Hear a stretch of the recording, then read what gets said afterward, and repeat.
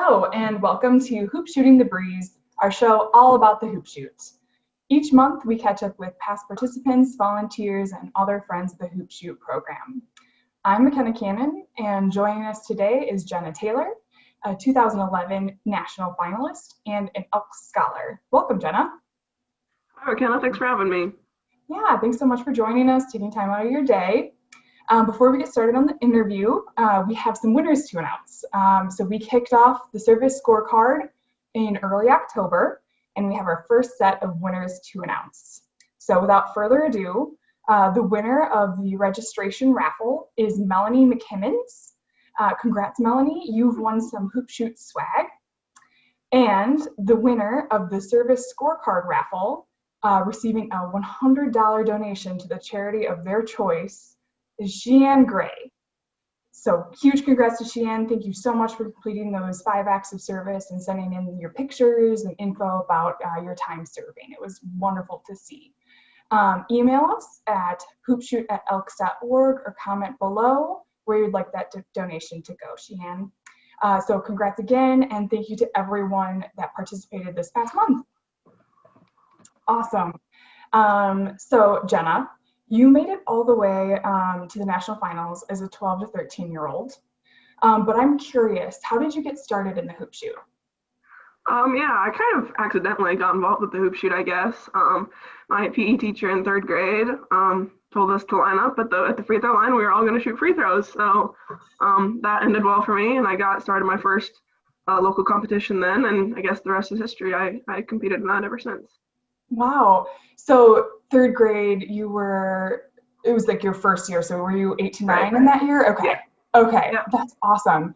It's really cool when you can get started at the schools and the schools are involved at that level too. So it's like you get to compete, originally with like your classmates, and then you just go up the ranks. So right. Do you remember that first year, how far you made it? I made it to regionals the first year. I lost to regionals. Yep. That's so impressive for first time, and also to finish your competition with going all the way to the national finals. That was fun. Yeah, definitely. Yeah. Do you have any favorite lessons or experiences that you took away from the hoop shoot? As far as lessons, I think the biggest thing I learned was just the importance of a strong work ethic. I think as like an 8, 9, 10-year-old, you don't really see that as being like super important as going to the gym every day and working towards your goals. That's not, I don't know, a focus, I guess. But with the hoop shoot, I think getting in the gym with my dad and shooting 200, 300 free throws every day kind of showed me what happens when you set goals and then you actually have to make a plan and work for them. So I think that's definitely stuck with me. As far as experiences, I think going to Springfield and experiencing all that on the East Coast and going to the Basketball Hall of Fame was just incredible. So a lot of awesome lessons and experiences from the hoop shoot. That's so great. Yeah, I mean, it just blows my mind every time I hear from hoop shooters past and present about how many free throws that they were practicing with every day. Like 200 to 300 is just awe-inspiring to me. Like I don't think I can make, maybe 2 in a row. So when I hear the lengths that the hoop shooters go to be perfect, it's really inspirational. And yeah, and I'm sure the time in Springfield was awesome. We used to host the national finals out there, and we moved into Chicago in 2016, and now send our 6 champions, our 6 national champions, to the Hall of Fame to see their names there in the lights, of the museum. So they still get to experience that. It's just a little bit a different experience. So that's so cool. Yeah. And in addition to being a past national finalist, you're also an Elks scholar. You're an emergency educational grant recipient. And for our viewers who might not know what that is a grant that is given to the children of Elks members that are permanently disabled or deceased. Can you share a little bit about, what that impact the grant has had on your studies and on you? Yeah, absolutely. So my dad passed away from pancreatic cancer last November, so almost a year ago now. And I don't know, obviously we were struggling a lot through that time. And then when I heard about the emergency educational grant, decided to apply for that. So I received that for couple $1,000s, and it definitely helped me to be able to, first of all, put mine and my mom's minds at ease, just financially, definitely helped. And then I play basketball for Simpson College, which is a Division III school, so we don't give out athletic scholarships. So having that extra money definitely helped me continue to stay at Simpson and be able to play basketball and finish out my career there, which I'm a senior right now. So finishing it out now. So it definitely helped me continue to study and live out my dreams in the school that I started with. So I was so thankful for that. That definitely helped both me and my mom the last year or so. Awesome. Yeah, and I mean, we're so glad to support you and so proud of you in your studies. It is so great to, see a past national finalist, achieving so well at school. And I, from what you've mentioned already, basketball is something you shared with your dad, and I'm sure that this is just, continuing, that shared love of the game. So I'm glad that we're able to help you achieve those goals. That's incredible. So yeah. And you mentioned you're a senior now, so you're still playing basketball at Simpson. How have the challenges of 2020 impacted your season and kind of your studies? I know it's been difficult for everyone. Yeah, probably the better question would be, how have they not impacted the basketball season? We've had a lot of curveballs thrown at us for sure, but we did start practice at the beginning of October. So that was good. We only got to practice 3 days a week until we get closer to games. Games are supposed to start after Christmas in January. So hopefully that we're staying positive there. Hopefully that goes well.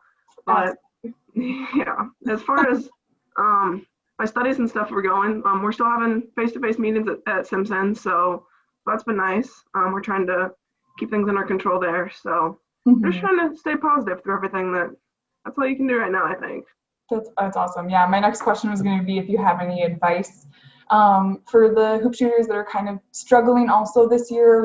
We've made some changes to the season, but I mean, besides staying positive, do you have any other words of wisdom? Yeah, definitely. I don't know. You can't control the situation you're in, but you can definitely control how you react and respond to it. So definitely, I just think, like I said, staying positive, keep getting in the gym, even if you can't maybe get all the way to nationals this year. Keep getting in the gym and working hard and setting goals for next year if you're able to compete then. So that's important too. That's great advice. Just keeping at it, even when the times gets tough, the tough get going. I think that's roughly the phrase. So, and we definitely create, gritty kids in the hoop shoot. So I think that's the perfect advice. Yeah. Do you have any, plans or goals for the future after you graduate? Yeah, I'm studying accounting, so I'm planning on getting my CPA after this spring when I graduate. I have a full-time job with Ernst & Young lined up to start in July. So that's incredible. Kind of the plan. Yeah, thank you. Huge congrats. Way to, I'm so glad that we were able to support you again, like I said, in your studies. That's awesome. Yeah, anything else you'd like to share with us today? I don't know. If you're still competing, definitely, I don't know, competing in the hoop shoot's had such a huge impact on my life that if you ever get the chance to, or if you're still thinking about it, definitely participate any chance you get. Yeah, definitely just, I don't know, support the hoop shoot, support the Elks. It's an awesome organization. Awesome. Thank you so much, Jenna. So on that vein, it's now time to reveal this month's Service Scorecard theme. And as our viewers and Jenna have probably heard, the scorecard is our virtual engagement opportunity that we started last month. And it's all for the chance to receive a $100 donation to the charity of your choice and some hoop shoot swag. So Jenna, can you do the honors?